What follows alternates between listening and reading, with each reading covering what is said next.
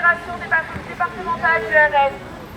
Les exemples de cette récupération ou de cette instrumentalisation par les partis politiques de la situation que nous venons de décrire, il y en a pléthore. C'est ce que nous appelons avec d'autres le philosémitisme d'État. Le philosémitisme est l'autre face de l'antisémitisme. C'est une forme d'altérisation. Tandis que l'antisémitisme crée un juif dangereux et menaçant, le philosémitisme crée un juif qu'il peut aimer. Une altérité qu'il tolère, ou mieux encore, une altérité modèle compatible avec ses valeurs. Le philosémitisme expose les juifs au ressentiment populaire, notamment celui des autres personnes victimes de racisme, et en fait un bouc émissaire. Le philosémitisme permet aux gouvernements occidentaux de mieux poursuivre leur politique raciste en divisant les communautés racisées entre elles, en faisant de l'antisémitisme un fait absolument exceptionnel et surtout détaché des autres racismes et fondamentalement différents. Un autre effet du philosémitisme consiste dans le fait que les juifs en France aujourd'hui ne sont plus considérés comme des ennemis de l'intérieur ou des altérités incompatibles avec le nationalisme français, mais des symboles de la République et de la civilisation occidentale, soi-disant judéo-chrétienne.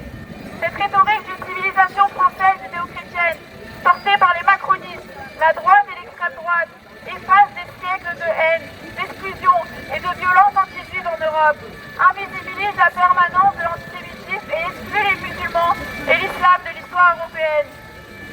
Alors que le racisme anti-juif reste essentiel à de nombreuses idéologies d'extrême droite, de plus en plus de ces partisans se révèlent particulièrement philosémites, avant tout du fait de l'admiration profonde qu'ils éprouvent envers la suprématie raciale israélienne, qui incarne effectivement pour leur idéologie une sorte d'apogée. Des partis et figures d'extrême droite à travers le monde se servent d'ailleurs de leur soutien à Israël pour tenter de faire oublier leur antisémitisme passé et présent.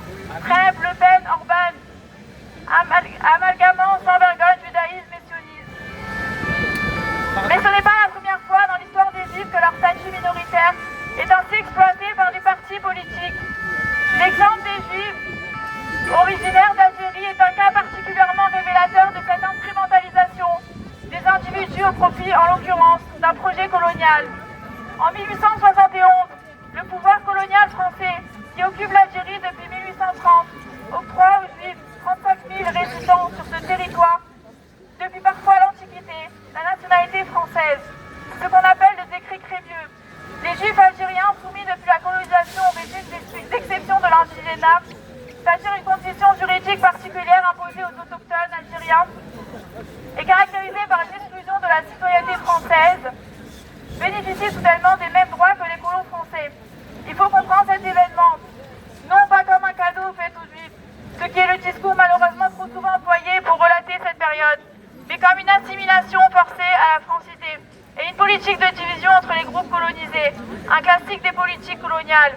Cette division donne ensuite lieu à une rupture profonde entre juifs et musulmans en Algérie, qui assigne les juifs à une position intermédiaire, minorité en apparence, choisie par le pouvoir colonial et séparée des musulmans, alors qu'en même temps les juifs d'Algérie font face à un antisémitisme virulent d'un parti important des colons blancs, preuve en est qu'ils seront d'ailleurs déchus de leur nationalité sous Vichy. Nous défendons que les choses sont plus compliquées que cela et que le racisme d'État, particulièrement féroce dans la conjoncture actuelle, brouille les catégories et qu'il est de notre devoir d'apporter de la clarté, des éléments concrets et matériels de compréhension de la situation. C'est pourquoi il faut absolument encourager toute la gauche de rupture et être plus proactif sur la question de l'antisémitisme et sur celle du racisme en général, plutôt que de devoir être constamment en position de défense vis-à-vis d'accusations fallacieuses. Pour conclure, il nous semble primordial de refuser cette instrumentalisation des racismes et en particulier de l'antisémitisme en explicitant très distinctement pourquoi le sionisme et le judaïsme n'ont a priori aucun lien naturel. Il n'y a donc rien de plus contre-productif que d'amalgamer simplement les deux en faisant de tous les juifs des sionistes éternels, que ce soit dans le sens du philosémitisme ou dans un sens plus directement antisémite, que l'antisionisme fait pleinement partie de l'histoire juive et qu'il est avant tout une lutte contre tous les racismes, pas seulement parce que le sionisme est un cheval de bataille de tous les régimes fascistes, mais parce que c'est un projet fondamentalement colonialiste, ethno-nationaliste et opposé de fait à l'égalité des droits et au retour des Palestiniens, que la combinaison d'une attention sans précédent portée à l'antisémitisme et d'un niveau tout aussi inédit de confusion doit pousser notre camp à adopter